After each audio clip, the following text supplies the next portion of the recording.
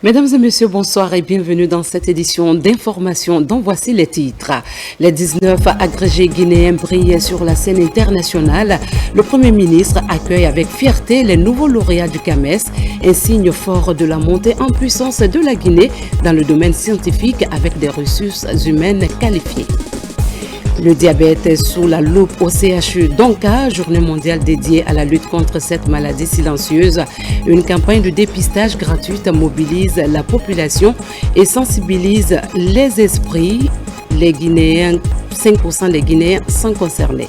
91 jeunes bénéficient d'une formation intensive pour quitter l'informel et construire une vie plus professionnelle. 3 jours d'apprentissage pour transformer le secteur du BTP dans la région. Mesdames et messieurs, bonsoir et merci de nous rejoindre dans ce journal. Ce jeudi, les 19 nouveaux agrégés guinéens fraîchement lauréats du 22e concours d'agrégation du CAMES ont été reçus par le Premier ministre chef du gouvernement. Cette réussite qui retentit bien au-delà des frontières affirme la place de la Guinée sur la scène internationale et met un accent sur les efforts continus pour renforcer les compétences nationales. Ousmane Bangoura était présent pour saisir cet instant.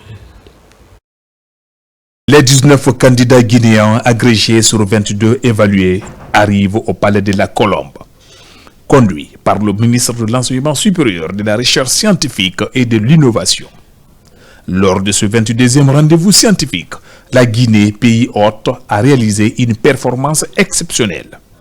Occasion pour le Premier ministre, chef du gouvernement, de féliciter les lauréats pour leur professionnalisme et leur mérite, au nom du président de la République, général d'armée Mamadi Doumbouya. Certains ne croyaient pas en la Guinée. Et donc, c'est pour nous tous un grand bonheur d'avoir réussi à organiser cela et de la plus belle manière et d'avoir réussi à avoir des lauréats qui se sont très bien illustrés. Aux organisateurs, aux encadreurs, merci et félicitations. Si en 2024, on a pu se retrouver aujourd'hui pour honorer et célébrer nos heureux lauréats, c'est qu'il y a eu une politique publique, une volonté publique qui a concouru à préparer cela. À César ce qui appartient à César, et le mérite en revient particulièrement au leadership du général d'armée Mamadi Doumbouya. Cette 22e session du concours d'agrégation de Conakry a été l'occasion pour les candidats d'échanger sur l'état de la recherche et de l'enseignement supérieur en mettant en lumière les limites de la science au service de la santé. Ce grade nous permettra non seulement d'être reconnus au niveau africain, parce que c'est le Conseil africain et malgache pour l'enseignement supérieur. Donc nous sommes déjà reconnus au niveau africain. Ça veut dire qu'un Guinéen maître de conférence agrégé ou professeur titulaire du CAMES peut aller enseigner dans d'autres pays de la sous-région. Les responsables en charge de l'enseignement supérieur du pays envisagent de poursuivre ce élan de promotion de l'excellence. Notre réussite, ce sera de diluer cette victoire, cette réussite, cette performance à l'ensemble des autres facultés de nos différentes universités. Pour que les années à venir, nous voyons des agrégés dans d'autres disciplines qui pourront justement nous aider à tenir la relève. Monsieur le Premier ministre, au niveau africain, c'est aussi une victoire. Tout ce concours-là a enregistré un taux de réussite d'environ 86%. Et pour nous, c'est l'avenir de l'Afrique scientifique qui se joue là. Pendant que nos frontières sont ouvertes et que les gens seront libres de circuler, plus nous appuyons sur l'excellence, plus nous nous assurons de l'insertion socio-professionnelle de nos enseignants-chercheurs, y compris les Guinéens qui vont être appelés à avoir de la mobilité dans la sous-région. Le Premier ministre Amadou Ouriba a insisté sur la nécessité de valoriser la formation des spécialistes au service des besoins publics des pays membres du Conseil africain et malgache pour l'enseignement supérieur, CAMES. À Dubreka, le président du Conseil national de la transition, Dr Dansa Kourouma, a lancé le processus de vulgarisation de l'avant-projet de la nouvelle constitution. Face aux populations locales, il a exposé les grandes lignes et les innovations de ce texte fondateur destiné à guider la Guinée vers un nouveau chapitre. Robert Séditono. Le président du Conseil national de la transition, Dr Dansa Kourouma, qui a donné le coup d'envoi de l'opération de vulgarisation de l'avant-projet de la nouvelle constitution dans la préfecture de Dubreka. Entouré de l'équipe de vulgarisateurs de cette localité, le maître d'œuvre de ce texte fondateur a succinctement partagé avec les populations les grandes lignes et innovations contenues dans ce document. Pour que les gens aient le courage et la possibilité d'améliorer la qualité d'un texte, la première chose, c'est de comprendre le texte. Donc l'exercice vise à organiser des assemblées consultatives avec toutes les couches de la population de Dubreka, prendre leurs questions, préoccupations et apporter des réponses qu'il faut pour qu'à la fin de l'exercice, on puisse avoir des idées lumineuses pour améliorer la qualité du texte. Juste après le lancement par le président du CNT, l'équipe de vulgarisation déployée dans cette préfecture a poursuivi ses rencontres avec les cadres et acteurs socio-professionnels de la zone. Ces différentes entités ont été édifiées sur les tenants et les aboutissants de cette loi fondamentale. La population doit savoir que cette constitution a pris en compte des innovations qui dépassent 20 articles, qui sont des innovations de cette constitution. Alors je pense qu'en écoutant toutes ces innovations, ça encourage la population à savoir que c'est la première fois que la Guinée pense à ce genre d'articles ou bien d'innovation. Ce qui m'a beaucoup plus marqué, de parler la langue nationale qui nous a vu naître, d'utiliser cette langue sociale pour que les aspects de développement puissent être discutés. Dans les prochains jours, l'équipe se rendra dans les sous-préfectures et villages de la contrée dans le but de toucher le maximum de population de cette localité. Le partenariat public-privé prend un nouvel élan en Guinée, entrant dans une phase spéciale de son développement. Après des mois d'élaboration minutieuse, un manuel structurant a vu le jour. Aujourd'hui, place à la validation des outils qui guideront l'avenir de cette collaboration entre l'État et le secteur privé, avec l'appui de la Banque mondiale à travers sa branche Société financière internationale. Ce programme entend transformer l'économie guinéenne. Mamadi Gassama nous en parle. Pour financer certains projets de développement, l'État fait souvent recours au mode de financement partenariat public-privé. Déjà au ministère de l'économie et des finances, les efforts sont conjugués avec la Société financière internationale, filiale du groupe de la Banque mondiale, pour mettre en place un manuel qui régit le fonctionnement des procédures de partenariat public-privé en Guinée. Le ministère de l'économie et des finances, à travers l'unité des partenariats publics-privés, dispose maintenant des outils solides pour la mise en œuvre des projets PPP. L'objectif de cette rencontre, c'est de valider les outils que la Société financière internationale, groupe de la Banque mondiale, a voulu mettre à notre disposition. Et ces outils vont vraiment nous aider, comme je viens de le dire, à non seulement qualifier notre travail, mais aussi aider le financement des projets publics par le secteur privé. L'autre innovation dans ce guide est la dématérialisation des procédures à travers la mise en place d'une boîte à outils pour permettre aux investisseurs étrangers d'avoir toutes les informations dans le cadre du partenariat public-privé en Guinée. Le partenariat public et privé est un outil par excellence gagnant-gagnant qui peut permettre d'atteindre la vision du CNRD qui consiste à développer notre pays. L'ensemble de ces outils-là doivent être accompagnés et soutenus par un capital immense solide. D'où l'objet de cet atelier, valider le manuel des unités PPP et former les cadres impliqués dans le processus de développement. Ce guide, une fois validé, sera implémenté sur le site du ministère de l'économie et des finances, suivi des remises à niveau des autorités contractantes. Et puis, pour moderniser ces services, le ministère de l'Administration du Territoire et de la Décentralisation mise sur un acteur clé, les secrétaires de direction, considérés comme essentiels au succès des programmes du département.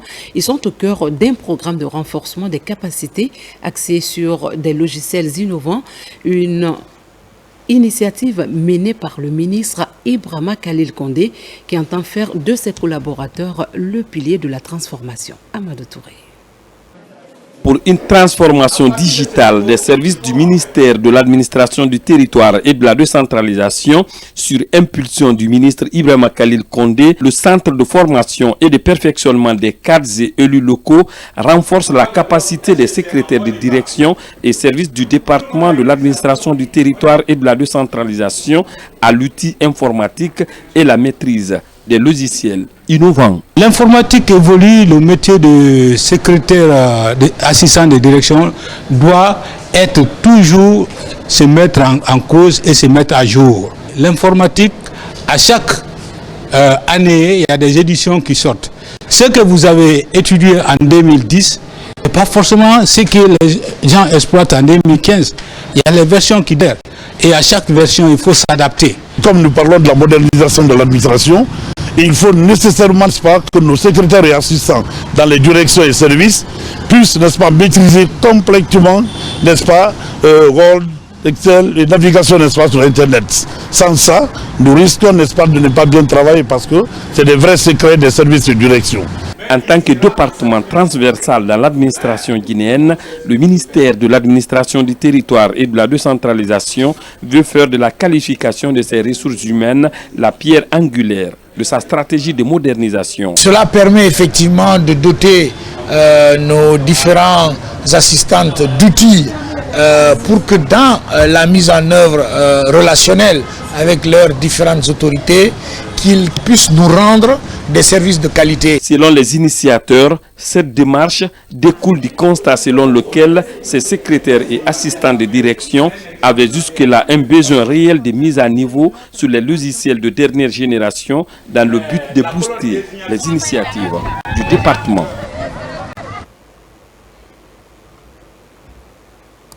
À l'Université générale Lansana Conté de Sonfonia, une rencontre scientifique se déroule. Un colloque international dédié à l'avenir de la langue arabe dans l'enseignement supérieur réunit pendant 2 jours des enseignants, chercheurs venus du monde islamique et des étudiants de la sous-région. Ensemble, ils échangent autour d'un thème, l'avenir de l'enseignement et la langue arabe au supérieur, défis problématiques et solutions. Marwan Kabara. Durant 2 jours, l'enseignement supérieur de la langue arabe en Afrique de l'Ouest est à l'honneur à l'Université générale Lansana Conté de Sonfonia. Des enseignants-chercheurs venus de la sous-région et de la France, ainsi que des étudiants sont réunis autour de cette thématique. Objectif, contribuer à l'amélioration de la langue arabe pour suivre le rythme des changements dans tous les domaines. Le titre nous dit l'avenir de l'enseignement franco-arabe en Guinée. Ici, j'ai profité de l'occasion d'inviter nos encadreurs, les professeurs-chercheurs, à changer le système de l'enseignement franco-arabe. Produire des cadres imams. La langue arabe ne s'enseigne pas dans la problématique visée comme simplement une langue de théologie, mais une langue de la science, de la culture au service du développement. De ce point de vue, ça a la même valeur que les autres langues de communication scientifique et culturelle. Ce colloque international est piloté par la chaire de l'ICESCO pour la recherche et le renouveau pédagogique en collaboration avec le département langue et civilisation arabe. Il permet de développer les approches, méthodes et moyens d'enseignement de la langue arabe en Afrique de l'Ouest. Vous allez comprendre que les résolutions que nous allons présenter à la fin de ce colloque, ce seront les résolutions qui touchent réellement les mots qui gangrènent l'enseignement de la langue arabe au supérieur à la République de Guinée d'une manière particulière et en Afrique d'une manière générale. C'est un engagement que nous avons pris en faveur de l'enseignement supérieur arabe en Afrique et c'est un engagement que nous sommes venus ici renouveler, apporter notre soutien au peuple de l'Afrique de l'Ouest en général. Au cours de ces 2 jours de réflexion multidimensionnelle, Un ensemble d'axes seront définis se rapportant à l'arabe en lien avec son histoire et sa destinée. L'occasion est aussi mise à profit pour décerner des satisfecits aux promoteurs de la langue arabe en Guinée et dans la sous-région. À Conakry, l'ambassade de la République démocratique et populaire d'Algérie célèbre un moment historique, le 70e anniversaire du déclenchement de la révolution algérienne. Au-delà des festivités, cet événement marque la renaissance des liens diplomatiques entre la Guinée et l'Algérie, héritage d'une amitié forgée par les pères fondateurs des deux nations. Makemedozo nous en dit plus. C'est un honneur pour l'ambassade d'Algérie en Guinée de célébrer les 70 ans de la révolution de libération de la République algérienne démocratique et populaire. Une fête nationale célébrée chaque 1er novembre partout où le pays est représenté. En Guinée, l'ambassadeur Abdelkrim Touahria profite de l'occasion pour rappeler les relations historiques de coopération et d'amitié entre Conakry et Alger. Les relations algéro-guinéennes sont tissées bien avant l'indépendance de l'Afrique. Elles sont fraternelles, historiques. Nous ne pouvons oublier le soutien des frères guinéens durant la colonisation qui s'est traduit par des positions dignes et courageuses des autorités guinéennes de l'époque sous la conduite éclairée de feu président Ahmed Sékou Touré en permettant le transit et l'acheminement des armes à destination de l'Algérie en provenance des pays amis. Au lendemain de notre indépendance, nos deux pays ont construit une coopération fructueuse, multisectorielle, notamment le volet de la formation et qui a enregistré un nombre impressionnant de cadres guinéens dans des filières diverses. Cet engagement historique a abouti au développement d'une coopération fructueuse qui a joué un rôle déterminant dans le développement socio-économique des deux pays par le biais diplomatique très dynamique. Cette date commémorative du 1er novembre 1954 symbolise pour le peuple algérien la révolution pour la Première République. Ce moment exceptionnel de souvenir, la République de Guinée l'a toujours fêté avec les citoyens algériens pour traduire son attachement aux valeurs démocratiques et au respect de la dignité humaine. Également, dans le cadre du renforcement et de la dynamisation de notre coopération bilatérale, je voudrais exprimer le souhait du gouvernement guinéen d'organiser avec la partie algérienne la 4e session de la Grande Commission mixte de coopération courant 2025 en vue de diversifier davantage notre partenariat. Ce 70e anniversaire du déclenchement de la révolution algérienne, célébré en différé sur la terre guinéenne, a été une opportunité pour l'ambassadeur Abdelkrim de livrer le contenu du programme présidentiel à tous les partenaires d'Algérie établis en Guinée. Parlons à présent du 106e anniversaire de l'armistice, un moment solennel pour honorer la mémoire des sacrifices de ceux qui ont combattu pour la paix. À cette occasion, la Direction générale des pensions militaires et anciens combattants a tenu à saluer le courage et la détermination des anciens combattants qui ont écrit une part importante du passé avec respect et gratitude. Caporal Mabinti Keïta, correspondante de la presse militaire. Les autorités militaires, à travers la Direction générale des pensions militaires et anciens combattants, célèbrent ce lundi 11 novembre l'armistice. Une fête qui marque la fin de la Première Guerre mondiale, 1914-1918. C'est le cimetière de Boulbinet, ici à Kaloum, qui a constitué la première étape de cette célébration. Autorités guinéennes et françaises ont procédé au dépôt des gerbes de fleurs à la mémoire de ces anciens combattants.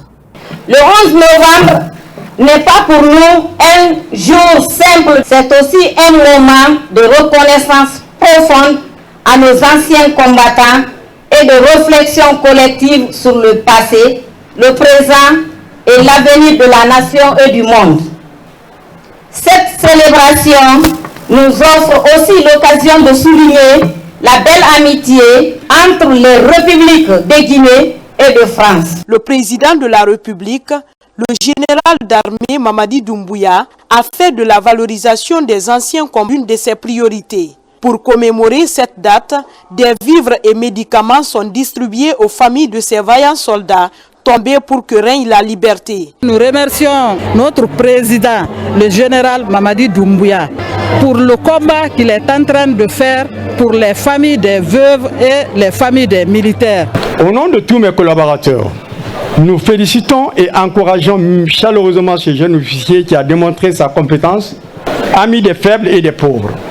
Je vais nommer son Excellence Monsieur le Président de la République, chef de l'État, chef suprême des armées, le général d'armée Mamadi Doumbouya, pour ses actions salvatrices en faveur des populations de notre pays. Au nom du ministre de la Défense nationale, le général de corps d'armée David Haba a salué la mémoire de ses dévanciers pour le sacrifice consenti aux côtés de la métropole pendant cette guerre.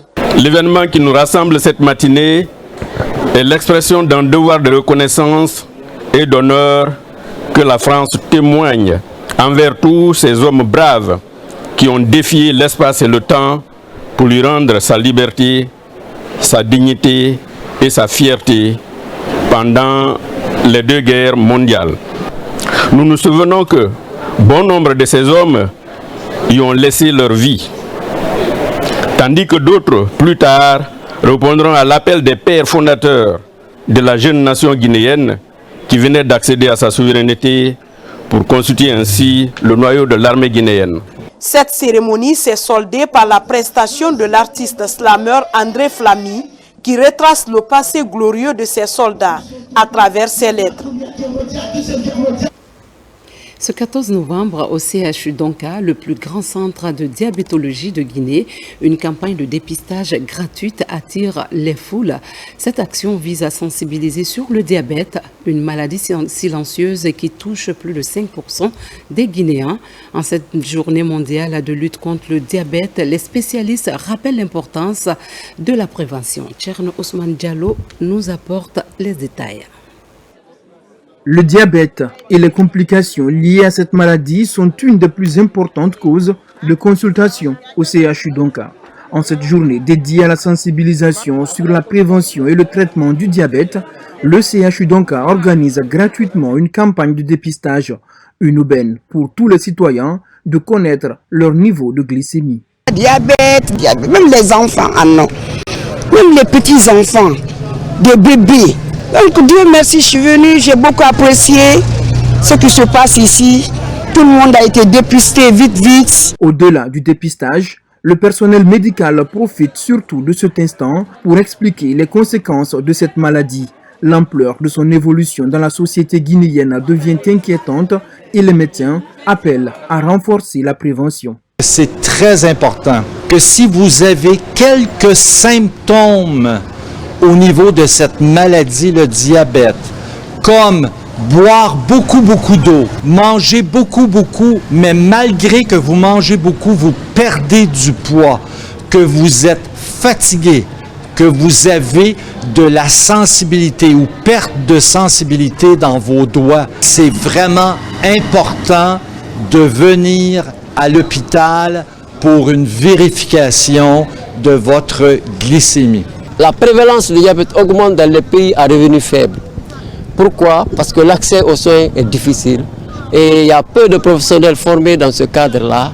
Et si on détecte le diabète, la prise en charge est lourde. Mais heureusement chez nous, depuis l'avènement du TNRD et avec la prise en charge médicale des travailleurs, on commence quand même à minimiser un peu l'impact du coût du diabète au niveau de la population. Selon la Fédération des diabétiques, on estime à 537 millions le nombre d'adultes de 20 à 79 ans dans le monde atteints du diabète, ce qui représente 10,5% de la population mondiale dans ce groupe d'âge.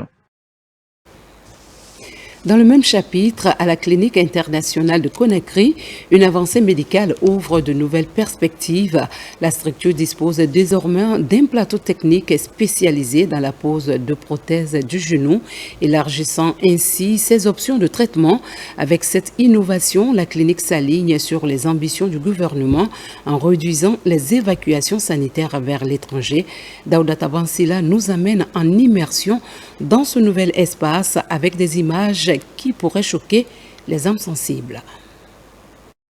Située à Kamayenne, dans la commune de Dixine, la clinique internationale Conakry propose désormais la pose de prothèses du genou à travers une intervention chirurgicale. This is a 64-year-old male patient. He has advanced knee osteoarthritis. Il s'agit d'un patient qui est âgé de 65 ans, qui a une arthrose du genou, qui était très symptomatique. Il avait des douleurs à la marche, des douleurs au repos, avec pratiquement un handicap fonctionnel, qui va bénéficier d'un remplacement d'une prothèse du genou qui va lui permettre d'avoir une vie tout à fait normale. Et donc, c'est une nouvelle étape dans le développement de la chirurgie orthopédique en Guinée, puisque c'est une première qui se réalise ici, qui nécessite une collaboration entre les médecins guinéens et les médecins expatriés, avec un transfert de savoir-faire. Chaque genou n'a pas la même taille. Il faut adapter la prothèse par rapport à la taille du genou.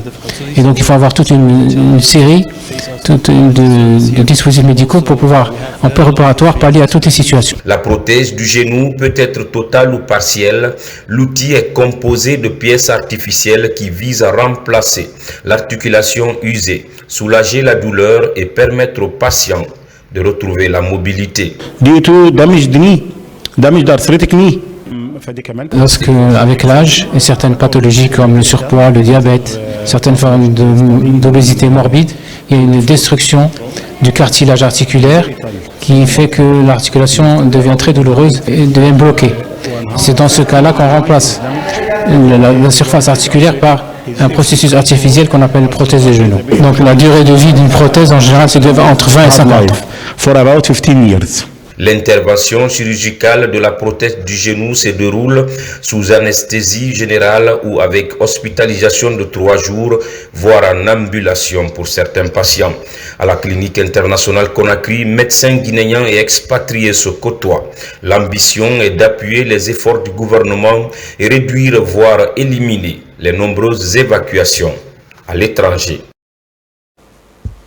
À Kindia, les professionnels de la santé se penchent sur un défi, garantir un approvisionnement efficace en médicaments essentiels dans tout le pays. La pharmacie centrale de Guinée, en partenariat avec le ministère de la Santé, organise un atelier de quantification pour renforcer la disponibilité des médicaments dans chaque structure de santé. Yaya Sela. C'est une rencontre des experts de la santé, des partenaires techniques et financiers, des spécialistes de pathologie et des cadres du ministère de la Santé et de l'Hygiène publique qui unissent leurs compétences, expériences et connaissances du terrain pour bâtir un plan d'approvisionnement adapté à la pyramide sanitaire. Cette rencontre de quantification aboutira à un plan d'approvisionnement des 3 prochaines années 2025-2027. Cela veut dire que dans les 3 années à venir, nous aurons suffisamment de médicaments dans nos structures de santé, partant des postes de santé jusqu'au niveau de l'hôpital régional, pourquoi pas au niveau de l'hôpital national. Le processus d'approvisionnement est devenu vital en ce sens que la Guinée a intensifié la lutte contre la vente illicite des produits pharmaceutiques. En 2021, nous avons fait notre première quantification qui a abouti à un plan d'approvisionnement qui nous a permis, pendant les 3 années écoulées, de rendre disponibles les médicaments à 90%. Et donc, au vu du fait que ce plan d'approvisionnement est arrivé à terme, il était important qu'on se retrouve à nouveau pour encore quantifier les produits de santé sur toute l'étendue du territoire national, qui sera assorti d'un plan d'approvisionnement pour les 3 prochaines années et qui va davantage encore renforcer le taux de disponibilité des produits sur toute l'étendue du territoire. Cette rencontre de quantification des produits de santé est organisée en prélude à l'élaboration du budget annuel de la pharmacie centrale de Guinée qui sera issu du plan opérationnel des 3 prochaines années d'activité. Le gouvernement guinéen et ses partenaires, avec le soutien de l'Organisation catholique pour la promotion humaine, OCPH, se réunissent pour évaluer les actions contre la traite des personnes en Guinée. Ce projet lancé il y a plus d'1 an vise à réduire les risques de traite dans les communautés locales. À l'issue de cette rencontre, de nouvelles stratégies seront établies pour renforcer l'impact des interventions sur le terrain. Saha Maratono, Saha Martin, Francina Dono. Après un peu plus d'1 an d'intervention sur le terrain, les acteurs du projet prévenus les risques et opportunités de traite et d'exploitation des personnes dans les communautés et communes de Guinée se retrouvent à l'archevêché de Conakry. La réflexion porte sur les actions déjà menées sur le terrain, mais aussi sur des nouvelles mesures à envisager pour freiner la pratique en Guinée. La collaboration de l'OCPH avec l'USAID et les autres structures spécialisées dans le domaine de la traite a manifestement donné des résultats probants qui feront l'objet de présentations, d'analyses et de propositions lors de ce présent forum. Vu la préoccupation que suscite le phénomène de traite des personnes dans nos communautés et les conséquences visibles et palpables dans nos différentes familles, chacun de nous devra s'obliger à devenir un acteur infatigable de lutte contre ce phénomène. À ce deuxième forum national sur la traite des personnes et pratiques assimilées, le gouvernement et ses partenaires techniques et financiers mesurent la portée du phénomène. Le gouvernement des États-Unis, à travers l'USAID, réitérait son engagement et a ouvert main dans la main avec les peuples de Guinée en faveur d'une Guinée résolue dans la lutte contre la traite de personnes et pratiques assimilées. Le sujet est d'autant important qu'il s'inscrit dans le registre des préoccupations majeures des autorités au plus haut niveau qui ont fait du respect de la dignité humaine l'une des pierres angulaires de la gouvernance. Dès lors, vous comprendrez pourquoi la ministre de la Promotion féminine de l'enfance et des personnes vulnérables et l'ensemble du gouvernement tiennent à vous remercier pour avoir pris de votre temps prendre part à cette rencontre à laquelle le gouvernement guinéen attache du prix. Le projet Prévenir les risques et occasions de traite des personnes dans les communautés et communes en Guinée est financé par le gouvernement américain à travers l'USAID. Il est mis en œuvre par l'OCPH Caritas Guinée, organisation catholique pour la promotion humaine. L'autonomisation des femmes et des filles est une priorité que les autorités guinéennes souhaitent concrétiser. Une étude récente menée sur 8 centres d'autonomisation et d'entrepreneuriat KF à travers le pays a relevé des résultats promoteurs présentés et validés à Conakry. Ce projet porté par le programme PERSIF vise à rendre ces centres plus compétitifs et à offrir des opportunités d'indépendance aux femmes et aux filles. Mohamed Kamara nous en dit plus. Le processus de qualification des centres d'autonomisation et d'entrepreneuriat des femmes et filles est un défi pour les responsables de ces structures. Une étude diagnostique en vue de leur compétitivité est présentée et validée à Conakry. Elle porte sur 8 KF de la zone d'intervention du projet PERSIF. Le diagnostic qui s'est déroulé durant 2 mois a permis en fait de révéler les faiblesses, les forces, les opportunités de ces différents KF. Aujourd'hui, nous avons procédé donc à la validation de ce rapport et qui, je pense, sera vraiment un outil de travail pour les KF. Le projet du Fonds d'investissement social de relance post-Ebola, après cette étude, compte accompagner les KF ciblés par le projet PERSIF en équipement. Une fois que nous avons pu valider ce rapport-là, les conclusions qui en sont sorties vont être partagées avec le cabinet de Madame la Ministre, mais également avec la Banque africaine de développement qui est le bailleur de cette étude. Et ces conclusions vont permettre d'initier des actions d'envergure. À travers cette initiative, les KF, bien qu'en ayant des opportunités de force, ça nous a permis vraiment de connaître nos faiblesses, là où nous avons des lacunes. Et j'espère qu'après cette validation, les recommandations faites par le cabinet seront prises en compte. Les résultats de cette étude diagnostique, désormais disponible, a été financé par la Banque africaine de développement et mise en route par le projet PERSIF. Un détour à l'intérieur du pays, Kissidougou accueille l'espoir d'une jeunesse prête à sortir de l'informel. Dans la continuité de sa mission, l'AGETIP, Agence guinéenne d'exécution des travaux d'intérêt public pour l'emploi, forme 91 jeunes ouvriers du BTP, leur accordant les compétences. Pendant 3 jours, la préfecture se mobilise pour ce projet soutenu par l'autorité de la localité. Ibrahima Oulin Fofana. Dans la ville de Kissi-Kaba-Keita, l'agence guinéenne d'exécution des travaux d'intérêt public pour l'emploi, l'AGETIP, pose ses valises.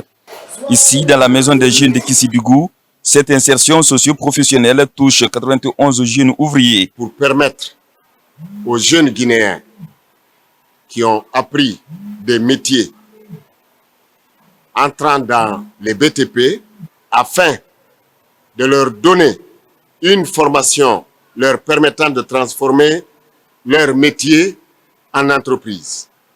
Ça va diminuer du chômage. Tout le monde ne peut pas partir à la fonction publique. Il faut apprendre quelque chose. Je demande aux jeunes d'être attentifs. Ces apprenants sont maçons, électriciens, plombiers, carreleurs et autres du BTP. Cette formation fera d'eux des main-d'œuvre qualifiées pour mieux servir les collectivités. Donc la formation qui concerne le mérite va être l'entrepreneuriat social. Nous allons montrer aux jeunes qui sont utiles pour leur collectivité. Donc on va essayer pendant ces 3 jours de ressortir leurs valeurs pour la collectivité. Moi, en personne, je fais l'électricité. Alors je remercie le président d'avoir pensé à nous à Kissidougou aussi. Ça nous apportera en tout cas vraiment beaucoup de choses. En matière de nos métiers qu'on a appris, ça nous aidera aussi à avancer dans nos vies différentes. Ici, les efforts du chef de l'État, le général Mamadi Doumbouya, sont salués par le biais du ministère de la Jeunesse et des Sports. Ces jeunes seront aussi dotés d'équipements de travail pour quitter le chômage et endiguer le déficit de la main-d'œuvre qualifiée en Guinée. Une première mission d'évaluation a été lancée par le ministère de l'Environnement et le Fonds de l'Environnement et du Capital Naturel. L'objectif de cette mission est d'évaluer le taux de réussite du reboisement, de recenser les difficultés rencontrées par les structures responsables et d'envisager des solutions pour optimiser la campagne. Suivons l'étape de la région de Kankan avec Mamadou Alpha Baldé et Algas Mouba. Loin d'être une opération coup de poing, le processus de reboisement entamé il y a quelques mois suit son cours normal. Après les opérations de planning un peu partout dans le pays, l'heure est aux premières missions d'évaluation. Dans la région de la Savane, à Kankan et Mandiana, des cadres du département et du FECAN, Fonds de l'Environnement et du Capital Naturel, sont sur le terrain pour les premières appréciations. Je peux dire que le reboisement s'est très bien passé. La distance entre les plans a été respectée. J'ai constaté même le rond manuel qui a été fait par l'ONG et vraiment le constat est satisfaisant. Vu le niveau d'avancement, je vais dire comme ça, du désert de l'autre côté et la canicule qui sévit en saison sèche à Mandiana, nous conseillons à toute la population de la Guinée, précisément les zones qui sont des zones minières, de s'adonner à cette activité de reboisement. Pilotée par le Fonds de l'Environnement et du Capital Naturel, cette mission d'évaluation a visité l'ensemble des sites reboisés tant par les services techniques que les ONG. Des échanges au plus près des réalités ont aussi permis de faire quelques recommandations. Le site qui nous a été octroyé par la communauté de Falakor pour le reboisement. Donc à travers le projet de reboisement du FECAN, nous avons pu réaliser 5 hectares sur le site de Falakor à Mandiana. Et selon les missionnaires, le travail est satisfaisant et la réussite est dans les environs de 80%. Après la restauration de plusieurs hectares de zones dégradées, le ministère de l'Environnement, à travers le Fonds de l'Environnement et du Capital Naturel, entend maintenir une présence régulière sur les sites reboisés pour faire de ces zones de véritables espaces forestiers. À Conakry, les habitants de la commune de Sonfonia unissent leurs efforts pour un objectif commun, rendre leur quartier plus propre. Cette campagne d'assainissement soutenue par les autorités rassemble toutes les forces vives de la communauté. Balai en main, ils nettoient les rues, collectent les déchets et curent les caniveaux d'évacuation. En toile de fond, un sentiment de reconnaissance pour les actions du CNRD qui inspire cette mobilisation. Journée de solidarité environnementale avec Diane Ansané. Vivre dans un environnement sain et propre, voilà la motivation des habitants de Sonfonia. Ils unissent leurs forces autour d'une campagne d'assainissement. Le nettoyage des rues, la collecte des déchets et la réhabilitation des canaux de drainage sont au cœur des récentes initiatives lancées sous le leadership du mouvement de reconnaissance des acquis du CNRD de Sonfonia. Après les coups de balai, les immondices sont ramassés et déposés dans ce conteneur à ordures. L'assainissement terminé, place au carnaval. Il annonce les activités de reconnaissance des actions entreprises par les autorités de la transition. Cet assainissement répond à un appel du président de la République qui souhaite que l'ethnie soit tuée en Guinée. Parce que quand il n'y a pas d'ethnie, il y a la solidarité. Quand il y a la solidarité, il y a les actions.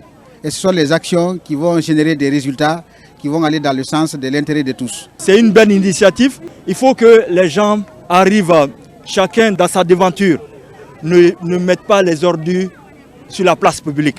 La place publique n'est pas faite pour les ordures. Tout le monde, dans chaque quartier aujourd'hui, nous avons des sociétés de ramassage. Que les gens comprennent que la propriété, ça va avec leur santé.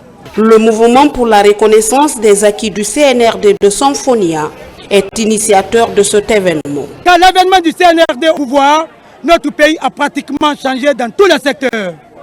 De la modernisation de la chose publique, la promotion des jeunes dans les instances de prise de décision, l'un des plus grands projets miniers du monde, le Simandou 2040, décroché en faveur de la Guinée, surtout pour nous les habitants de Sonfonia Casse, l'octroi du tronçon allant de Sonfonia Gare à Samatra en sont les illustrations parfaites des acquis du CNRD. Cette journée aura permis de débarrasser le quartier Sonfonia d'état d'immondice, mais aussi de reconnaître les efforts de développement enclenchés par les autorités du CNRD. Nous vous amenons encore à Kissidougou. Les citoyens animés par la foi ont organisé une lecture du Saint-Coran en l'honneur du président de la République, général Mamadi Doumbouya, en signe de gratitude envers le CNRD. Cet engagement prend aussi une forme prometteuse, celle de la paix qu'ils s'engagent à faire rayonner dans leur préfecture. Ça marathon. Ici, à Kissidougou, les populations sont plus que jamais déterminées à accompagner les projets de développement du CNRD. Sur initiative du mouvement patriotique pour la culture de la paix, le Coran est lu plusieurs fois pour la santé du président de la République et la cohésion sociale. Cette grandiose cérémonie est une manière éloquente de démontrer à l'opinion nationale et internationale que la population de Kissidougou dans sa généralité soutient toute action à 100% en faveur du CNRD et toute autre action en faveur de la paix et de la quiétude sociale. Depuis le 5 septembre 2021, la préfecture de Kissidougou est devenue l'un des plus grands bastions de soutien des œuvres du CNRD. À cette cérémonie de lecture du Saint-Coran, ici au quartier Yassafé, dans la commune urbaine, cet engagement est encore renouvelé au président de la République, le général Mamadi Doumbouya. Nous avons pris l'engagement devant Dieu et que Dieu guide nos pas dans le soutien total du CNRD et du président général Mamadi Doumbouya. Ce que monsieur le président fait, vraiment ça nous fait plaisir. Que Dieu nous aide, que Dieu protège la Guinée et protège tous nos enfants. Cette cérémonie de lecture du Saint-Coran des populations de Kissi-Farmaya est aussi accompagnée des sacrifices pour la promotion du vivre ensemble. À Bofa, le développement local prend racine dans des actes concrets et un soutien communautaire sans faille.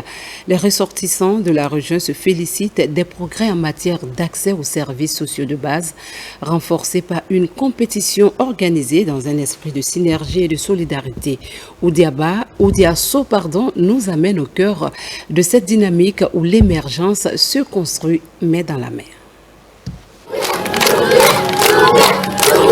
Ce samedi, les ressortissants de Bofa, unis par l'amour pour leur localité, ont organisé une grande compétition sportive dotée du prestigieux trophée général Mamadi Doumbouya. Cette initiative illustre l'engagement des habitants de Bofa en faveur des idéaux et des réalisations du président de la République. Monsieur le Président le mérite. Il s'est déplacé pour sa sortie officielle pour la première fois en République de Guinée. Il a choisi Bofa. Et son discours programme, c'était au lycée Mariam Gouyabi de Bofa. Après tout cela, il a renouvelé notre lycée et enfin, il a construit le camp militaire d'infanterie de l'armée de terre à Bofa. Les 8 collectivités de la préfecture se sont rassemblées au stade préfectoral pour exprimer leur soutien à la vision du président à travers une démonstration de solidarité et de cohésion en utilisant le sport comme vecteur de développement. Cette compétition va se poursuivre. Je pense que tous les fils et les filles de Bofa sont mobilisés aujourd'hui pour accompagner monsieur le préfet et monsieur le gouverneur pour que cette compétition soit une compétition réussie. Comme vous le savez, Bofa est une zone minière et cette zone minière a besoin d'une jeunesse engagée, une jeunesse conscientisée pour instaurer la paix dans la cité. Cet événement a ainsi permis aux ressortissants de Bofa de se retrouver et de célébrer ensemble l'unité et la fraternité. Des sentiments de satisfaction et de joie par rapport à ce que j'ai vu à Bofa aujourd'hui. Mais la mobilisation d'aujourd'hui en faveur d'un homme, en faveur d'une unité d'action, en faveur de l'unité nationale m'a comblé de joie. Ceci est une signification pour dire au général Mamadi Doumbouya que Bofa, il y a une unité d'action, que Bofa est pour lui. La compétition qui se poursuivra pendant plusieurs semaines offre à la jeunesse de Bofa une occasion unique de se rencontrer, d'échanger et de renforcer les liens communautaires tout en mettant en valeur l'importance du sport pour la cohésion sociale. Voilà qui met un terme à cette édition. Merci d'avoir été de nous ce soir. Restez informés pour mieux comprendre l'actualité et agir ensemble. Hommage à la Guinée, notre paradis, terre de richesse et d'innovation. Excellente soirée à tous et à très vite sur les antennes de la télévision nationale. Bonsoir à tous.